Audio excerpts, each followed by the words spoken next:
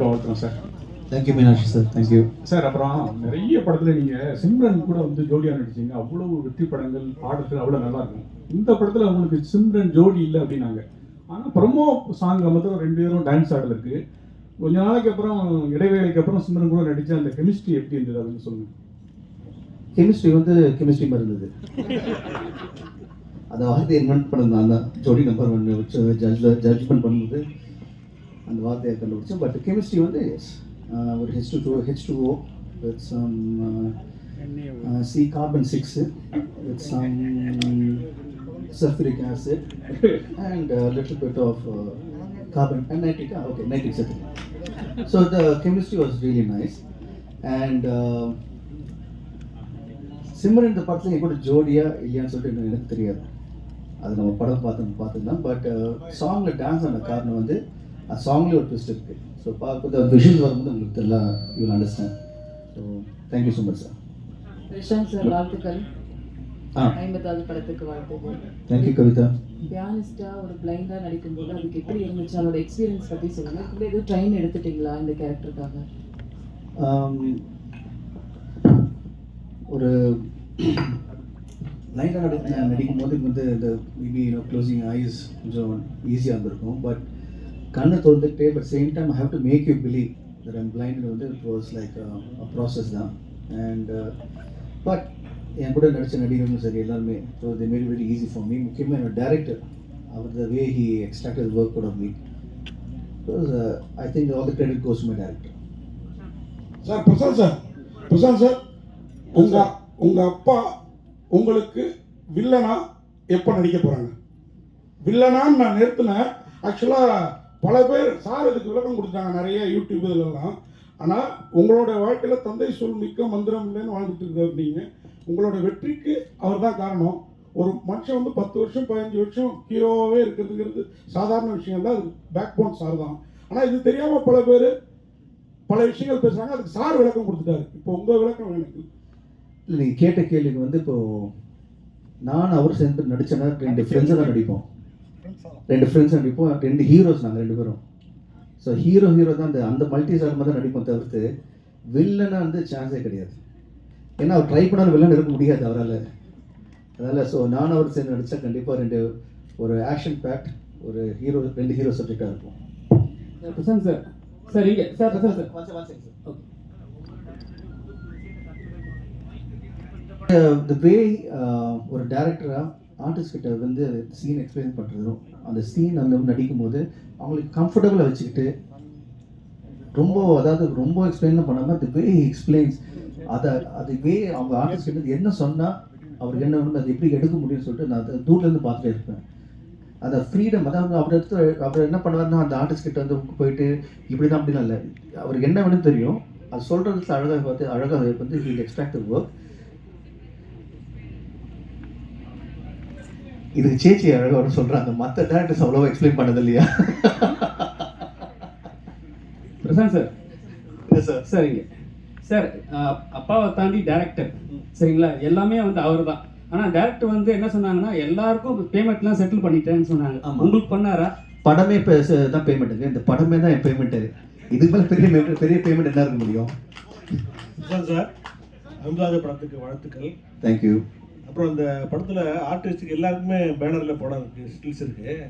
But தனியாக அந்த cooling கிளாஸ்க்கு மட்டும் ஒரு ஸ்டில் போட்டிருக்கல, அதுக்கு படத்துக்கு ஏதாவது முக்கியத்துவம்? அதாவது ஒவ்வொரு ஆர்டிஸ்ட்டும் சரி, அந்த இருக்கிற அந்த யூஸ் பண்ண ஆக்சசரியும் சரி ஒரு அர்த்தம் இருக்குது இந்த படத்தில். இந்த படம் நான் பார்த்து வந்து ரீமேக் பண்ண காரணமே அதான். ரீமேக் பண்ண காரணமே ஒவ்வொரு சின்ன விஷயத்துக்கு கூட ஒரு அர்த்தம் இருக்குது படத்தில்.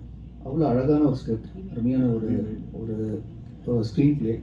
அதை இந்த படத்தை வந்து தமிழுக்கு ஏற்ற மாதிரி அப்பா வந்து மாற்றின விதமும் அவர் எடுத்த விதமும் நீங்கள் பார்த்தீங்கன்னா டோட்டலாக வந்து நான் இந்த 3 லாங்குவேஜ் எந்த லாங்குவேஜ் எடுத்திருந்தாலும் இந்த நம்ம தமிழில் எடுக்கும்போது அந்த ஆர்டிஸ்ட் செலெக்ஷன் சரி, ப்ரொடக்ஷன் வேல்யூ சரி, ரெண்டுமே வந்து மிக பெரிய செலவில். அதாவது ரியலி கான் அதை ஃபுல் அது இதுக்கு மேலே வந்து பண்ண முடியாது இந்த படத்துக்கு.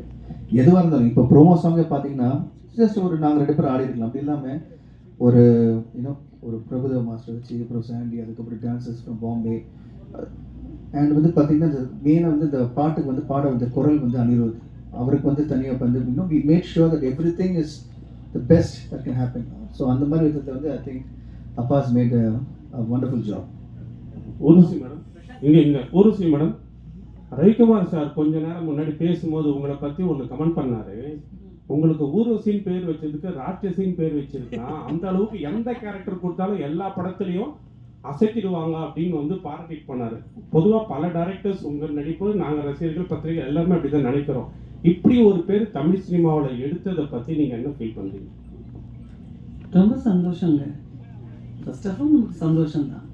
நம்ம தனியாக ராட்சசிங்கிற வார்த்தை அது மட்டுமே அண்டர்லைன் பண்ணோம்னா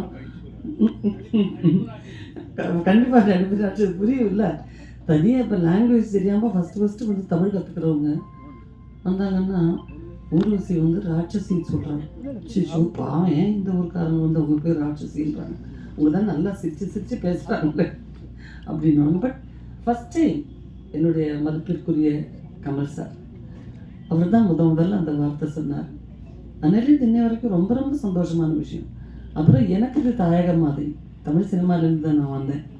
ஸோ இங்கே எனக்கு வந்து என்ன பட்டம் கொடுத்தாலும் என்ன பேர் கொடுத்தாலும் அது எல்லாமே என் கிரீடத்தில், நடிகைங்கிற ஒரு கிரீடத்தில் இருக்கக்கூடிய ஒரு வைரங்கள் மாதிரி, ரத்னங்கள் மாதிரி தான் நினைப்பேன்.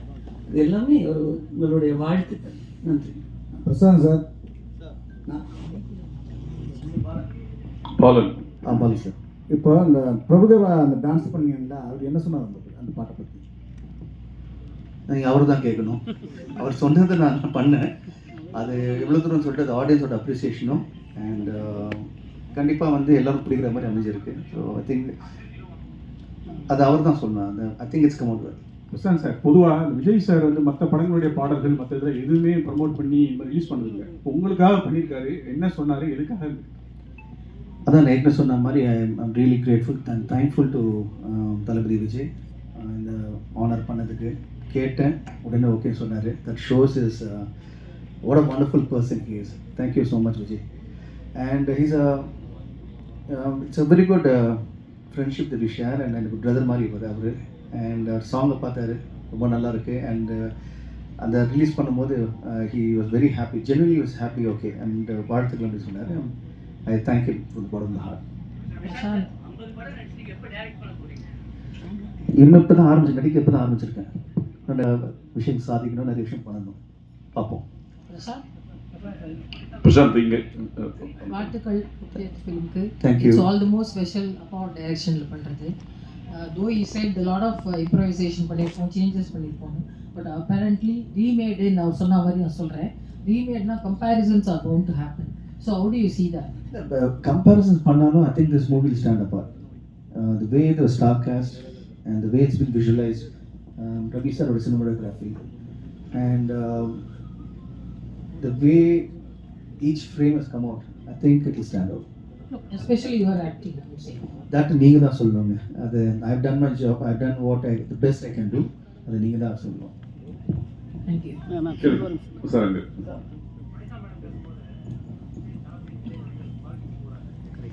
போது தமிழ் படம் நடித்தாங்க. அதில் வந்து ஊர்வசி மேடம் இருந்தாங்க, சிம்ரன் மேடம் இருந்தாங்க. அப்புறம் பாக்கு ரசிகனில் வந்து சிம்ரன் மேடம் இருந்தாங்க. ஸோ அவங்க அந்த படம்லாம் வந்து ஹிட்டு கொடுத்துட்டாங்க. ஸோ இவங்களாம் இருந்தால் வந்து இன்னும் பிரசாந்த் சார் கொஞ்சம் பூஸ்ட் ஆகும்னு சொல்லிட்டு இந்த கேரக்டர்லாம் உள்ளே வச்சிங்களா, இல்லை வந்து நீங்கள் நார்மலாகவே செலக்ட் பண்ணி பண்ணீங்களா? இப்போது நம்ம ஒரு படம் ரீமேடுக்கு வாங்கும்போது இப்போ அதுலேருந்து என்ன பெட்டர்மெண்ட் பண்ணலாம், இப்போ அதில் ஒரு ஆர்டிஸ்ட் பண்ணியிருந்தாங்கன்னா இதை எப்படி வேற ஒரு ஆர்டிஸ்ட் இந்த கேரக்டர் வந்து அது பெருசாக பண்ணி அதை கொண்டாட முடியுங்கிற யோசனை பண்ணும்போது ஒரு கேரக்டருக்குமே பெஸ்ட்டாக செலக்ட் பண்ணியிருக்கோம். இப்போ ஊர்வசி பண்ண கேரக்டர் வேற யாராலையுமே சத்தியமாக பண்ண முடியாது. நீங்கள் படம் பார்க்கும்போது தெரியும், அவர் சொன்ன மாதிரி நடிப்பு ராட்சசி தான். அந்த சீனை உள்வாங்கி பண்ணுற அதே மாதிரி சின்ன கேரக்டர் பூவையார், அந்த பையன் கரெக்ட் போயிருப்பான், ஆதேஷ் பாலா, அப்புறம் இதில் நடித்த கிரண், இது மாதிரி நிறைய கேரக்டர்ஸ் இதில் பண்ணியிருக்காங்க. விஜேந்திரன் ஒருத்தர், ஒரு சின்ன கேரக்டராக இருந்தால் கூட அதை வந்து பிரமாதமாக பண்ணியிருப்பாங்க. இப்போ இந்த கேரக்டருக்கு வந்து சிம்ரன் பண்ணால் நல்லா இருக்கும்னு நினச்சது வந்து இதுக்கு முதல்ல ஒரு டைரக்டர் இருந்தார், அவர் வந்து ஒரு இங்கிலீஷ் ஆர்டிஸ்ட் வேணும்னு கேட்டால் அந்த இங்கிலீஷ் ஆர்டிஸ்ட் கூட பேசிட்டோம். ஆனால் என் மைண்டில் வந்து அது இந்த கேரக்டர் வந்து பர்ஃபார்ம் பண்ணக்கூடிய ஒரு ஆர்டிஸ்ட் வேணும், அது கொஞ்சம் எக்ஸ்ட்ராவாக பண்ணக்கூடிய ஆர்டிஸ்ட் வேணும்னு நினைக்கும் போது சிம்ரன் என் மைண்டில் வந்து நான் பேசினேன், அது படம் பார்த்துச்சு, உடனே பண்ணுறேன்னு வந்து பண்ண ஆரம்பிச்சேன். இப்படி தான் ஒவ்வொரு கேரக்டரும் நான் செலக்ட் பண்ணி இந்த ஆர்டிஸ்ட் தான் பண்ணணும். இதுக்கு மேலே இப்போ வனிதா கேரக்டர் வந்து ஒரு பொசசிவ் ஒய்ஃப், அது வந்து அந்த புருஷனை பிச்சு எடுத்துரும். அது வந்து உங்களில் பல பேருக்கு அனுபவப்பட்டுருக்கீங்க. அந்த மாதிரி ஒரு பொசசிவ் ஒய்ஃபுக்கிட்ட மாட்டும் போது என்ன அவஸ்தைப்படுவோம், அதை வந்து சமுத்திரக்கனி இதில் அவஸ்தைப்பட்டிருப்பார். அந்த அளவுக்கு அது வந்து நடிப்பை பிச்சு பிணைஞ்சிருக்கும் இந்த படத்தில். இப்படி தான் ஒவ்வொரு கேரக்டரும் நான் செலக்ட் பண்ணேன். இது வாண்டடாக பண்ணல, இது தேவைப்பட்டது, அதுக்காக பண்ணேன். தேங்க்யூ. இதில் நீங்கள் 50 ஃபிலிம்ஸ் நடிச்சிட்டீங்க. ஸோ உங்களுக்கு எந்த ஹீரோயின் ரொம்ப பிடிக்கும்? இல்லை, இப்போ ஹீரோயின்ஸ் வந்து கிடையாது, என் ஃப்ரெண்ட்ஸ் எல்லாருமே. என் ஃப்ரெண்ட்ஸ் இருக்கும்போது நீங்கள் ஃப்ரெண்ட்ஸை பிரித்து பார்க்க முடியாது. ஸோ எல்லா ஃப்ரெண்ட்ஸும் எனக்கு பிடிக்கும். ஒன்றா பிரியா. வேற ஏதாவது கொஸ்டின்? இல்லை இல்லை, ஷீ இஸ் சீரியஸாக I've worked with a lot of people, but Simran was a very good friend of mine, and she's been an absolute wonderful co-star. And Priya on the side பார்த்தீங்கன்னா very என்ன சொல்கிறது, உங்களுக்கு வந்து she's a kind of you can sounding board மாதிரி ஏதாவது idea ஒன்று பேசணும்னா she'll give 10 different versions, and she's always been supportive of me and Appa, and very right from the movie it started. அவங்க சொன்னாங்க படம் ஆரம்பிக்கும் போது அவங்க castingல இல்லை, end of the day வந்து we wanted her to be a part of the team and we wanted to be a part of the movie. So the way she supported the movie, the way எல்லாருமே every actor supported the movie, it's been brilliant, and I'm really thankful to God for giving me such a wonderful actors to be a part of this film. Sir, ஐஸ்வர்யாவுக்காக எதுவும் உங்ககிட்ட share பண்ணிட்டீங்களா? Promotion ஏதாவது உங்ககிட்ட ஏதாவது இல்லை, இன்னும் பண்ணலங்க, இன்னும் பண்ணல. பட் இப்போ தேங்க்ஸ் ஃபார் ரிமைண்டிங். ஒருஸ் மேடம், நீங்கள் தமிழ் சினிமாவில் நடிக்க வந்து 41 வருஷம் ஆயிடுச்சு.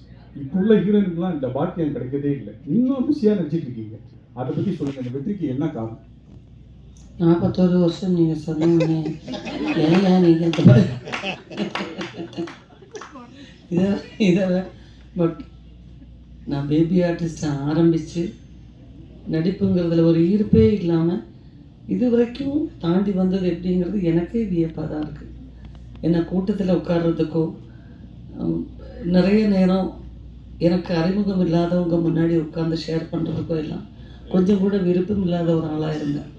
பட் சினிமா என்னை ரொம்பவே மாற்றிடுச்சு, நிறைய மாற்றிடுச்சு. எனக்கு சினிமா எனக்கு ஒரு பெண்ணுங்கிற முறையில் சுதந்திரம் கொடுத்துச்சு, வருமானம் கொடுத்துச்சு, அன்பும் பாசமும் பண்பும் சொல்லி கொடுத்துச்சு, இன்றைக்கி புகழும் கொடுத்தது. ஸோ இந்த தருணத்தில் நான் புரிஞ்சுக்கிட்டேன், சினிமாவுக்கு யாருமே தேவையில்லை, சினிமாவை நமக்கு தான் தேவை. ஸோ தலை வணங்கி இருக்கிற வரைக்கும் நம்ம நல்லா இருப்போம். நன்றி. அடுத்ததாக